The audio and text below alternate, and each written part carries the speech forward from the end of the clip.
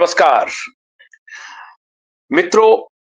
पूरे देश में अभी बवाल है, लोगों का खून खौल रहा है। किस मुद्दे पर? दिशा सुशांत का मुद्दा तो चल ही रहा है, लेकिन कल हमारे देश की आत्मा पर, हमारे देश पर हमला हुआ है।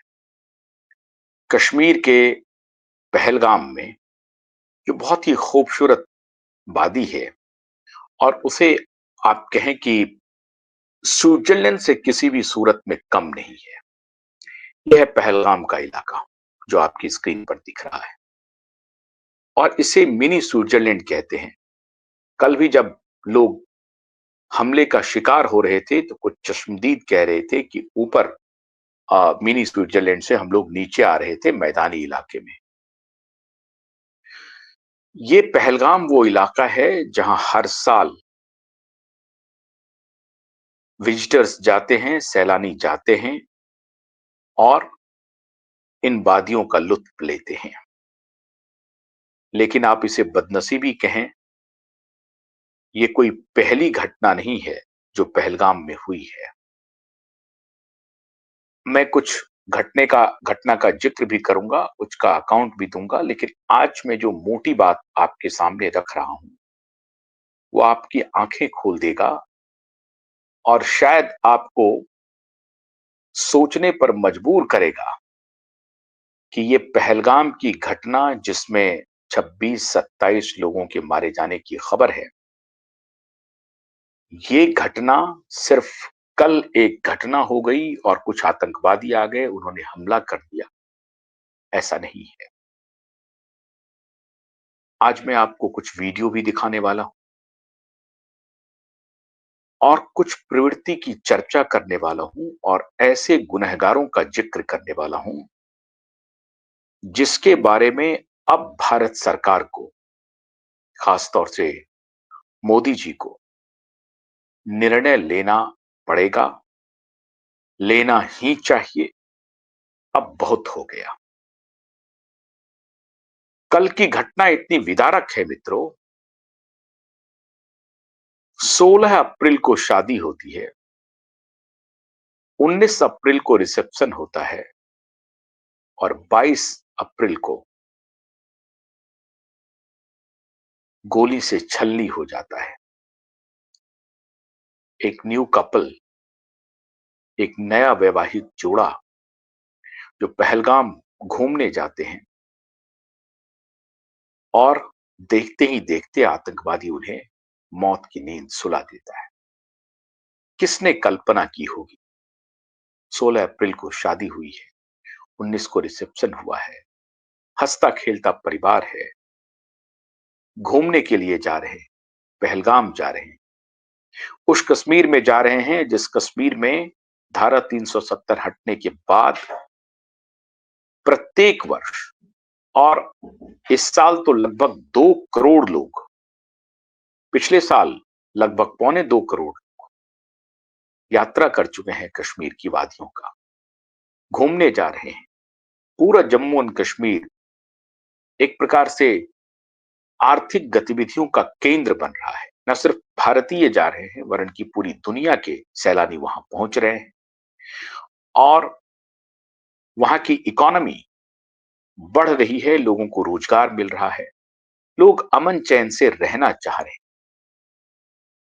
लेकिन दुनिया के कुछ मुट्ठी भर संगठन, मुट्ठी भर लोग और उन लोगों के चंगुल में फंसे हुए हमारे देश के दलाल उन्हें खाद पानी मुहैया करा रहे हैं, इन आतंकवादियों को रसद दे रहे हैं। रसद सिर्फ खाने पीने ठहरने का नहीं, रसद उनको बौद्धिक रसद दी जा रही, उन्हें समर्थन किया जा रहा है, उनके विचारों को समर्थन किया जा रहा है। आज मैं सबसे पहले एक वीडियो दिखाने के पहले, वो एक देश की जानी मानी पत्रकार का वीडियो है और आज मैं उस मीडिया ऑर्गेनाइजेशन को पूरी तरह से बेनकाब करूंगा। ऐसे मीडिया ऑर्गेनाइजेशन जिन्होंने वर्षों इस देश में एजेंडा चलाया, एक नैरेटिव तैयार किया, एक खास वर्ग के समर्थन। एक बात आपको ध्यान रखनी चाहिए कि इस देश में हमारे जो दूसरे धर्मावलंबी लोग हैं, सिख हो या ईसाई को छोड़ करके जो हमारी मुस्लिम आबादी है, वो सारे लोगों को मालूम है कि 98% मुस्लिम आबादी कन्वर्टेड है। हथियार के बल पर उन्हें मुगलों ने, इस देश में आए हुए लुटेरों ने उन्हें तब्दील किया, उनका धर्म परिवर्तन करवाया। और अधिकतर लोग तो ये मानते हैं, लेकिन जो मुट्ठी भर चंगेजी, तैमूरी, औरंगजेबी और बाबर के संतान हैं, जो सीधा वहां से माइग्रेट करके उनके लश्कर में आए थे, वो इस बात को मानने को तैयार नहीं। तो जो 98% हमारे मुस्लिम भाई बहन पहले हिंदू थे, सनातनी थे, उनका जो परिवर्तन हुआ है, उनको अब गंभीरता से खुद पर विचार करने का वक्त आ गया है। वो अब भी अगर तैमूर, चंगेज, गजनी, औरंगजेब और बाबर को अपना पूर्वज मानेंगे, तो इससे दुखद कोई बात हो नहीं सकती। जिस उमर अब्दुल्ला की बात कह रहे हैं, उसके दादा शेख अब्दुल्ला और उनके पिता दादा वो कश्मीरी पंडित थे। अलामा इकबाल वो स्वयं कश्मीरी पंडित थे, उनके भी खानदान के। और जिन्होंने पाकिस्तान बनाया, जिन्ना, वो भी गुजराती हिंदू थे। अब हमारे देश के मुस्लिम आबादी को बहुत गंभीरता से विचार करना पड़ेगा कि ये नैरेटिव कब तक चलेगा, कब तक आप उनके साथ खड़े रहेंगे, कब तक धर्म पूछ करके गोलियां चलती रहेंगी, लोगों के, महिलाओं के मांग उजड़ेंगे, महिलाएं बेवा होंगी,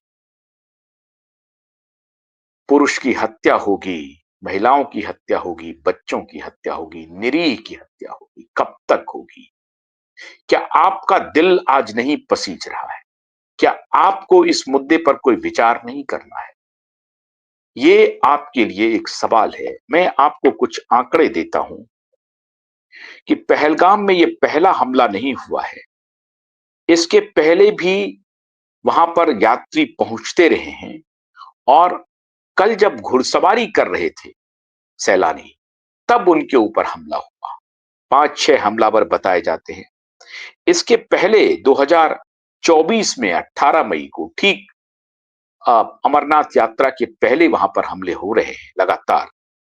श्रीनगर में जयपुर से आए एक दंपत्ति को आतंकवादियों ने निशाना बनाया, और यकायक जयपुर से जो दंपत्ति आए थे उनके ऊपर गोलियां चलानी शुरू कर दी। 2024 में ही रियासी में तीर्थयात्रियों की बस पर हमला हुआ, 9 जून 2024 को, और यहां पे लगभग 9 लोग मारे गए थे, जिसमें एक ड्राइवर और एक बस कंडक्टर भी शामिल था।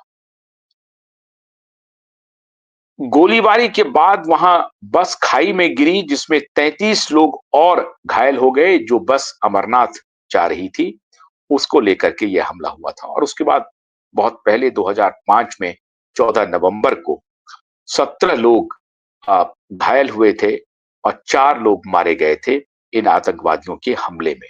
फिर 2000 में अनंतनाग और डोडा में, जिसमें कि बहुत ज्यादा लोग मरे थे, 100 लोग मारे गए थे। फिर 21 तीर्थयात्री 2 अगस्त को पहलगाम में नूनबान बेस कैंप पर हमले में 21 यात्री मारे गए थे। 1995 में फिर पहलगाम में विदेशी पर्यटकों का अपहरण हुआ था, और उस वक्त हरकत उल अंसार नामक आतंकी संगठन ने 6 विदेशी पर्यटकों को, 2 गाइड को अगवा करके, जिसमें अमेरिका, ब्रिटेन, नॉर्वे और जर्मनी के थे पर्यटक, उनको भी इन्होंने नहीं छोड़ा था।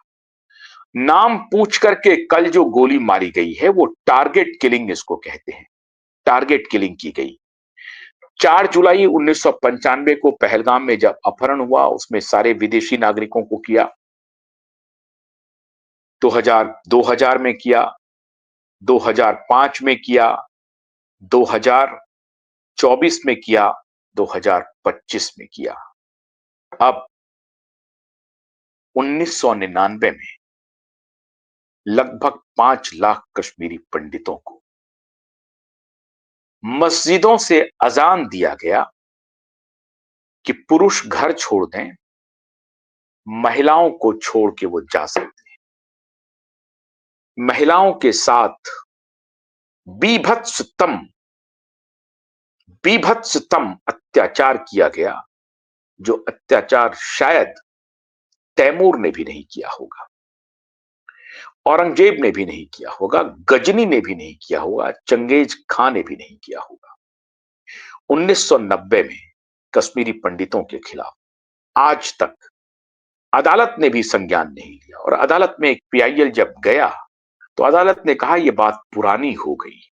इकोसिस्टम देखिए, अदालत ने कहा कि यह बात पुरानी हो गई, अब इसे रहने दीजिए। अदालत ने भी सुनवाई नहीं की। जो अदालत बात बात पर सुओ मोटो लेती है, justice Gavai, justice Chandrachud, justice Khanna, सारे लोग जब मर्जी आती है फटाफट वो ले लेते हैं, ये उनका प्रेरोगेटिव है। लेकिन कश्मीरी पंडित के पीआईएल को सुनने के लिए इन जजों को वक्त नहीं है। चंद्रचूड़ के बेटे तकरीर करते हैं कश्मीर मुद्दे के ऊपर।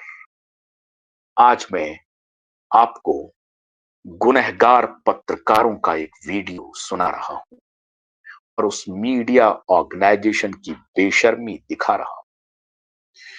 1995, 2000, 2005, 2024, 2025 के घटना का मैंने जिक्र किया। आतंकवादी घटनाएं हुई और वो सभी एक धर्म विशेष के थे, कम्युनिटी विशेष के थे और पाकिस्तान के द्वारा प्रायोजित थे। कश्मीर में 5 लाख कश्मीरी पंडितों के एक्सोडस पे, उसको बाहर निकालने पे एक रिपोर्ट की जाती है। उस वक्त की पत्रकार, आप देखिए, आप पहचान जाएंगे। जरा ध्यान से सुनिए इस रिपोर्ट को। अंग्रेजी में है, मैं इसका तर्जुमा आपको बताता हूं। जरा सुनिए इस रिपोर्ट को। They were once the privileged elite of the valley. They may have been a minority, but at that time they had monopolized government jobs, plum postings and other such social benefits. In fact, the sharp economic disparity between the Pandits and the poor Muslim majority was one of the earliest reasons for popular discontent in the state. Today, hapless victims, they were once the privileged elite of the valley. They may have been a minority, but at that time they had monopolized government jobs, plum postings and other such social benefits. In fact, the sharp economic disparity between the Pandits and the poor Muslim majority was one of the earliest reasons for popular discontent in the state. Today, hapless victims, they were once the privileged elite of the valley. They may have been a minority, but at that time they had monopolized government jobs, plum postings and other such social benefits.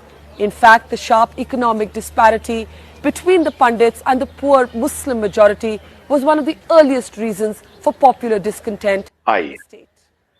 आइए, ये बरखा दत्त हैं और ये कह रही हैं NDTV को report करते हुए कि आज कश्मीरी पंडित वहां माइनॉरिटी में हैं, लेकिन कश्मीरी पंडित वहां एक एलीट कम्युनिटी के रूप में मशहूर थे। बहुत सारे जो पोस्टिंग्स थे सरकार में और उच्च पदों पर, ये आसीन थे। और जो इकोनॉमिक डिस्पैरिटी थी, आर्थिक असमानता कश्मीरी पंडितों और मुस्लिमों के बीच में, वो आधार बना कश्मीरी पंडितों को वहां से निकालने का। ये रिपोर्टिंग है बरखा दत्त की।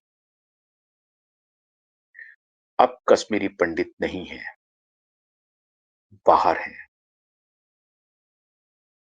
1990 की घटना है।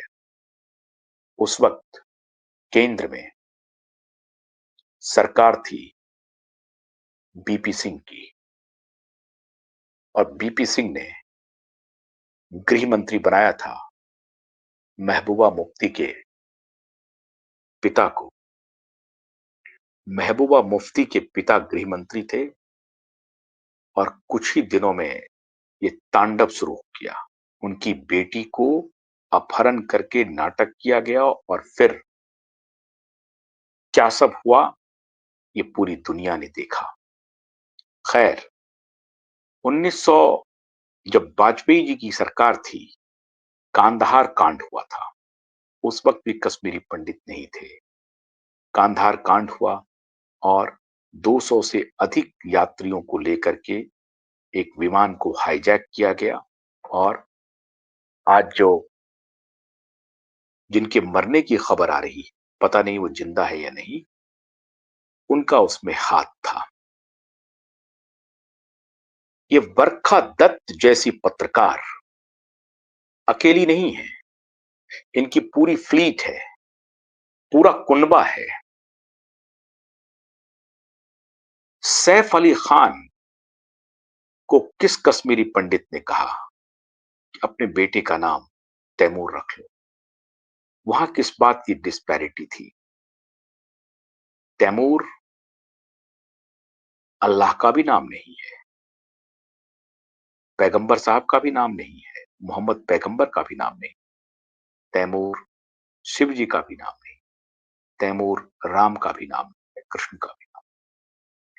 तैमूर तो एक ही था, लुटेरा, क्रूर अत्याचारी, बलात्कारी, अहंकारी, हिंदुओं को खोज खोज करके कत्लेआम करके नरमुंड से किला तैयार करने वाला, वो था तैमूर। और इसी दिल्ली में तैमूर ने 7 दिनों में इतना कत्लेआम किया, इतना कत्लेआम किया कि लाशों पर रोने वाले तक नहीं बचे थे। उस तैमूर के नाम पर सैफ और करीना अली खान, मैं करीना खान कह रहा हूं, सैफ और करीना अपने बेटे का नाम तैमूर रखते हैं। आमिर खान आमिर खान कहते हैं कि इस देश में डर लग रहा है। पूर्व उपराष्ट्रपति हामिद अंसारी, वो कहते हैं इस देश में डर लग रहा है। नसीरुद्दीन शाह कहते हैं इस देश में डर लग रहा है। असल में ये अत्याचारियों, बलात्कारियों, आक्रांताओं के समर्थन में खड़े हैं, और इनको इस बात का खौफ है कि हिंदू सनातनी कब जग जाए पता नहीं, कब राणा प्रताप और राणा सांगा का खून हिंदुओं में खौलने लगे पता नहीं। तो इनका अपना कृत्य इन्हें जगा रहा है। मुर्शिदाबाद जल रहा है। आज ममता बनर्जी की वहां सरकार है, एक हिंदू मुख्यमंत्री है, एक पंडित मुख्यमंत्री है। उसके राज में मुर्शिदाबाद में हिंदुओं को पलायन करना पड़ रहा है। वहां कौन सा डिस्पैरिटी है? बरखा दत्त क्यूवाइब नेटवर्क आपसे जानना चाहता है, मुर्शिदाबाद में कौन सा डिस्पैरिटी है?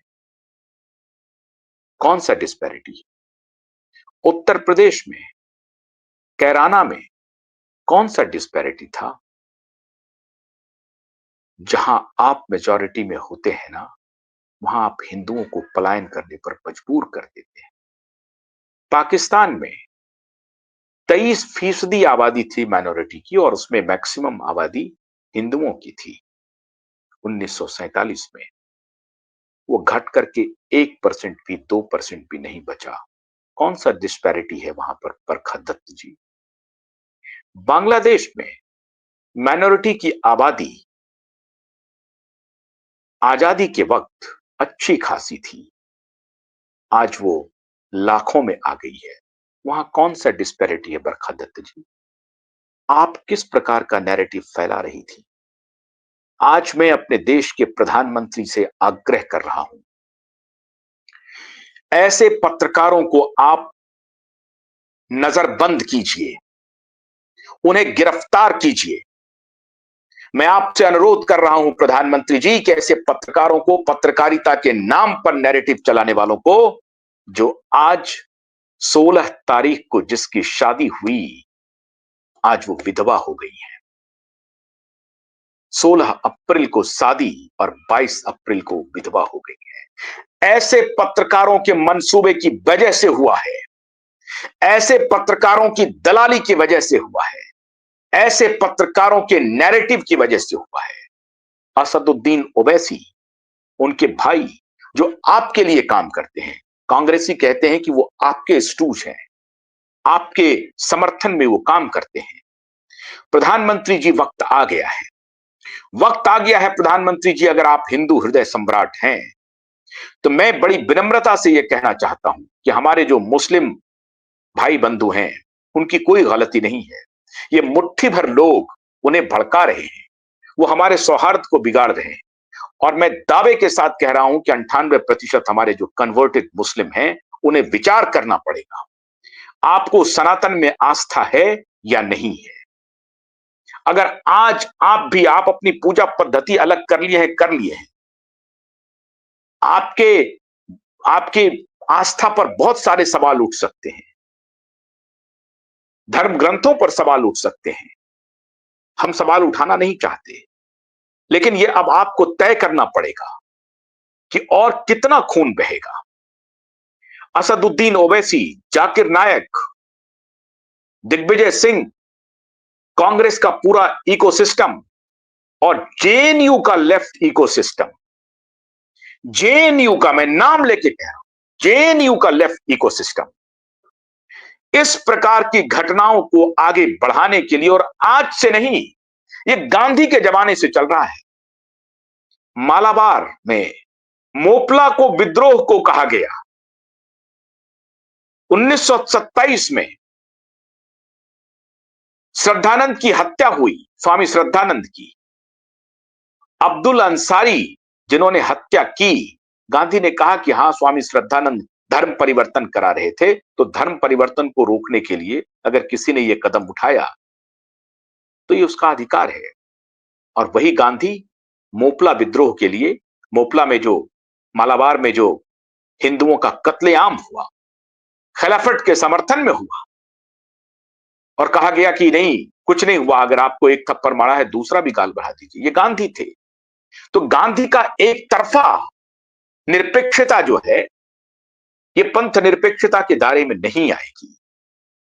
इसीलिए मैं प्रधानमंत्री नरेंद्र मोदी जी से आग्रह कर रहा हूं कि गांधी के जमाने से चला आ रहा यह नैरेटिव अब खत्म हो जाना चाहिए, और आपको टू मच ऑफ डेमोक्रेसी की आवश्यकता अब नहीं है। लोग कहेंगे आपको फासिस्ट, कहने दीजिए। दिक्कत तो यह है प्रधानमंत्री जी कि जो लोग सच आपको बताते हैं, आप उन्हीं के खिलाफ लगे। कोविड में हम लोगों ने सच सच आपके सामने रखा कि ये बेईमान आपको फंसा रहे हैं, आप उनके साथ खड़े हुए, उसी बिल गेट्स के साथ खड़े हुए, उसी बिल गेट्स और उसी सोरोस के साथ आप खड़े हुए। तो कौन आपको समझाएगा? ये सोरोस और बिल गेट्स के फंड पे ये पूरा इकोसिस्टम चल रहा है। माननीय प्रधानमंत्री जी, आप उनको दोस्त बना करके अपने प्रधानमंत्री निवास पर बुला लेते हैं। वो दूसरे काम के बहाने क्या क्या काम कर रहा है, ये आपको मालूम है। आपके इंटेलिजेंस के पास सारे इनपुट्स हैं, फिर भी आप चुप हैं। कितनी बार चिल्ला चिल्ला करके क्यूबाइड नेटवर्क ने कहा कि बिल गेट्स का सीधा संबंध जॉर्ज सोरोस से है, और जॉर्ज सोरोस इस देश को टुकड़ों में बांटने की सुपारी लिया हुआ है। उन्होंने अपने पत्रकार तैयार किए हुए, अपने इंटेलेक्चुअल तैयार किए हुए हैं, एजेंडा और नैरेटिव सेट करने वाला पूरा कुनबा तैयार किया हुआ है। और ये उसकी निशानी है, ये उसकी निशानी है जब आज पहलगाम में 26-27 लोगों को मौत के घाट उतार दिया गया।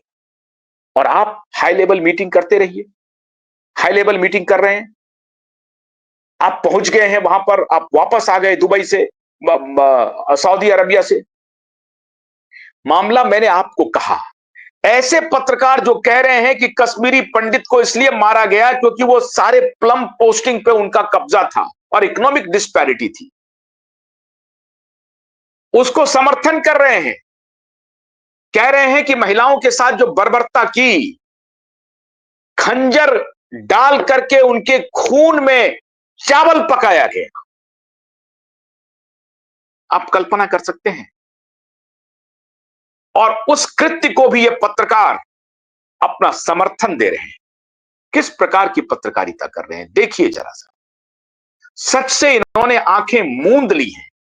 प्रधानमंत्री जी, प्रधानमंत्री जी, अब वक्त आ गया है जब आपको उठ खड़ा होना पड़ेगा, खाली पाकिस्तान के खिलाफ नहीं, देश के अंदर जो आपने कोबरे पाले हुए हैं, उस कोबरे के फन को आपको कुचलना पड़ेगा, शक्ति लगानी पड़ेगी, उनके खिलाफ कानूनी प्रोसीडिंग शुरू कीजिए कि तुमने ये कैसे रिपोर्ट की थी।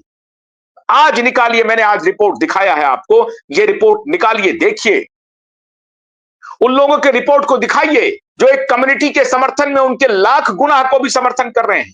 अभी एक पत्रकार महोदय कह रहे हैं कि बंगाल के रिपोर्ट को आउट ऑफ बॉक्स गोदी मीडिया दिखा रही है, मैग्सेसे अवॉर्डी उस पर सवाल नहीं खड़ा कर रही है, या उस पर सवाल नहीं खड़ा किया जा रहा है कि मुर्शिदाबाद से हिंदुओं की इतनी बड़ी संख्या में पलायन हो रहा है, और अगर मुसलमानों का पलायन होता तो ये पत्रकार न जाने क्या कर देते। हिंदुओं का पलायन हो रहा है, हिंदू मुख्यमंत्री है। 1946 में डायरेक्ट एक्शन को देश भूला नहीं है, उस पर भी आप मौन, मुर्शिदाबाद पर भी मौन, ये घटना हो गई उस पर भी मौन, हाई लेवल मीटिंग, एक आध दो सर्जिकल स्ट्राइक, इससे बात नहीं बनेगी। अपने देश में जो सपोले आपने पाल के रखे हैं, उन्हें जेल के सलाखों के पीछे भेजने का वक्त आ गया है प्रधानमंत्री जी। जब तक आप उन्हें देश की सलाखों के पीछे नहीं भेजेंगे, इस तरह की घटना होती रहेगी, उनको दाना पानी मिलता रहेगा, उनको खाद पानी मिलता रहेगा। और आपने जिससे दोस्ती गांठी है, ये वही फंड कर रहा है इन्हें, ये वही लेफ्ट इकोसिस्टम है जो सनातन के खिलाफ गजबाए हिंद का नारा लेकर के आगे बढ़ा है, उनको समर्थन किया जा रहा है। आप सऊदी अरब जा रहे हैं, आप दुबई जा रहे हैं, लेकिन ये मुट्ठी भर लोग गजबाए हिंद यहां पर बनाना चाहते हैं। ये इंटरनेशनल कॉन्स्पिरेसी है भारत को डिस्टेबलाइज करने की, क्योंकि उन्हें मालूम है कि भारत का सनातनी, जिसमें 98% मुसलमान भी शामिल, मैं बार बार कह रहा हूं कि मुसलमान नहीं है, उनके दादा परदादा, उनका उनका जो इतिहास है वो सनातनी का इतिहास है। और हमें उम्मीद है कि वो आज नहीं तो कल इस बात को कबूल करेंगे, मानेंगे, उनको मानना चाहिए। अब वक्त आ गया है कि वो अपने भी पुस्त का हिसाब लें, किताब लें। इसलिए प्रधानमंत्री जी, कल आप पाकिस्तान पर हमला कर भी देंगे तो ये देश संतुष्ट नहीं होगा। ये देश संतुष्ट तब होगा जब आप देश में पल रहे उन विचारों को कुचलेंगे, उन विचारों के ऊपर अंकुश लगाएंगे, और एक बार भी ऐसे ऐसे कुत्सित लोगों को जो भारत को जाति के नाम पर, धर्म के नाम पर बांट करके, किसी को अपीज करके इस देश को टुकड़ों में बांटने की रणनीति बना रहा है, उनके खिलाफ सख्त से सख्त कदम उठाएंगे, कार्रवाई करेंगे। अब वोट बैंक की पॉलिटिक्स छोड़ दीजिए। You have lived your life Modi ji, आप 3 बार के प्रधानमंत्री रह चुके हैं, अगर आप नहीं कर सके तो फिर कौन करेगा। आपसे देश को बहुत अपेक्षा है मोदी जी, आपसे देश को बहुत अपेक्षा है। आप इन बेईमानों के फन को कुचलिए। पाकिस्तान पर जो निर्णय लेंगे वो तो आपका डिप्लोमेटिक निर्णय होगा, रक्षा के चीजों को, अंतर्राष्ट्रीय मुद्दों को ध्यान में रख करके आप निर्णय लेंगे, और आप सक्षम हैं, हमारा देश सक्षम है पाकिस्तान जैसे पिद्दी को 2 मिनट में औकात दिखाने के लिए। हम बहुत सक्षम हैं, वो भी हमारी सेना तैयार है। लेकिन मैं आपसे अनुरोध कर रहा हूं कि जो देश के अंदर हमारे दुश्मन हैं, ये आतंकवादी यूं ही नहीं आए होंगे। आतंकवादी को हमारे देश में संरक्षण मिल रहा है। पहला काम करिए, उमर अब्दुल्ला की सरकार को डिसमिस कीजिए, उन्हें कहिए कि तुमसे काम नहीं चलने वाला, ये हो गया बहुत, डेमोक्रेसी नहीं चलेगी। डिसमिस कीजिए उनको। और ये वहां के जो 3-4 परिवार हैं, इंक्लूडिंग उमर अब्दुल्ला, इन सबको नजरबंद कीजिए। इन सबसे कुछ नहीं चलेगा, आपको गलतफहमी में है, गलतफहमी में है। ये अगर आपके साथ मिलकर के सरकार चला रहे हैं, तो फिर इन्हें कहिए कि जो जो आप कर रहे हैं वो करते चले जाएं। सस्पेंशन कोई इलाज नहीं है, सरकार वहां बहाल रखिए, कोई दिक्कत नहीं है, मैं नहीं हूं। लेकिन उमर अब्दुल्ला को एहसास दिलाइए कि भाई तुम्हारा खानदान कौन था, तुम मुसलमान नहीं हो, उन्हें बताइए तुम मुसलमान नहीं। और इस देश के सारे मुसलमानों को आप बताइए, उनका पर्ची दिखाइए कि तुम मुसलमान नहीं हो। ये देश अब धर्म के नाम पर और नहीं बंटना चाहिए, ये धर्म के नाम पर ये देश टूटना नहीं चाहिए, किसी भी सूरत में नहीं टूटना चाहिए, किसी को ऑफेंड होने की जरूरत नहीं है। लेकिन सनातन अगर इसी तरह से गर्त में जाता रहेगा, तो पिछले 1400 वर्ष का 1000 वर्ष का जो इतिहास है, उसके बाद भी ये सनातन जिंदा है। इतने आक्रांताओं के अत्याचार के बाद भी ये सनातन जिंदा है, तो अपने पुरुषार्थ की वजह से जिंदा है प्रधानमंत्री जी। ऐसे पत्रकार, ऐसे एकेडमिशियन, ऐसे लॉयर्स, ऐसे जजेस, इन सबको चुन चुन करके उनको पूछिए कि तुम्हारी आस्था कहां है, इस देश के प्रति है, सनातन के प्रति है या नहीं है। साफ साफ पूछिए, ये देश सनातनी है, इस देश में किसी और धर्म के लिए ये गंगा जमनी तहजीब करने की जरूरत नहीं है। 98% हमारे यहां हिंदू हैं, वो मुसलमान जो हैं वो हिंदू हैं, उन्हें बताइए। इंडोनेशिया में हैं, मलेशिया में हैं, मॉरिशस में हम हैं, नेपाल में हम हैं, लेकिन हमारे देश में ये मुट्ठी भर जो देवबंदी हैं, मुट्ठी भर जो ये चंगेज और तैमूर और गजनी के औलाद हैं, ये इस देश को कह रहे हैं कि हम मुसलमान सारे मुसलमान हैं। नहीं है आप। इनका इतिहास खोज करके इन्हें बताइए कि तुम मुसलमान नहीं हो, इन्हें बताना पड़ेगा। और मुट्ठी भर चंगेजी, मुट्ठी भर तैमूरी को सजा देनी पड़ेगी, उन्हें देश से खदेड़ना पड़ेगा। वो देश में रह करके उनको खाद पानी दे रहे हैं, वो हर इंस्टीट्यूशन में घुसे हुए हैं। ये चंगेजी, ये तैमूरी और गजनी, बाबर, औरंगजेब, उनके जो मानने वाले लोग हैं वो हमारे देश के हर इंस्टीट्यूशन में घुसे हुए हैं। उनको चुन चुन करके निकालिए, ये हमारे एडमिनिस्ट्रेशन का काम होना चाहिए। अब बहुत हो गया, अति हो गया प्रधानमंत्री जी, अति हो गया। सैफ अली खान के खिलाफ आप एफआईआर कीजिए, करवाइए एफआईआर। उनको कहिए कि अपने बेटे का नाम बदलो, नहीं बदलोगे तो तुम्हें देश छोड़ना पड़ेगा, जहां तैमूर रहता वहां भेजेंगे तुमको। सैफ और करीना को बोलिए, उनकी दादी को बोलिए कि सारी नवाबी हम हटा देंगे, अपने पोते का नाम तैमूर रखना बंद करो। प्रधानमंत्री जी, देश में एक पैरेलल इकोसिस्टम चल रहा है जो उन आतंकवादियों से भी अधिक खतरनाक है जिन्होंने कल गोलियां बरसाई हैं और बर्बर हत्या की है। इनकी बर्बरता उनसे भी अधिक खतरनाक है, जितना जल्दी आप पहचान लें उतना अच्छा है। इस इकोसिस्टम को आपको अब कुचलना ही पड़ेगा, कोई दूसरा चारा नहीं है। तैमूरी, चंगेजी, गजनी के विचारों को आपको कुचलना पड़ेगा। और ध्यान रहे, मेरे वो सारे मुस्लिम भाई बहन जो सनातनी हैं, बिल्कुल सनातनी हैं, वो ऑफेंडेड फील ना हो, वो अपनी धर्म आस्था जो कर रहे हैं करें। हालांकि उस पर भी मेरे बहुत सारे विचार हैं, उस पर मैं फिर कभी विचार करूंगा, मैं अपना विचार रखूंगा। लेकिन आज तो जो पूरा देश उबल रहा है, जिसका खून खौल रहा है, वो प्रधानमंत्री से सिर्फ यही चाहता है कि खाली पाकिस्तान पर हमला ना हो, खाली उस आतंकवादी को चुन चुन करके उसको मौत के घाट ना उतारा जाए। हमारे देश में जो खाद पानी दे रहा है इनको, इनके विचारों को, उनको कुचलना पड़ेगा। अब वक्त आ गया है और प्रधानमंत्री को यह करके दिखाना ही पड़ेगा। देखते हैं प्रधानमंत्री इस दिशा में कोई कदम उठाते हैं या नहीं। बहुत बहुत शुक्रिया। नमस्कार।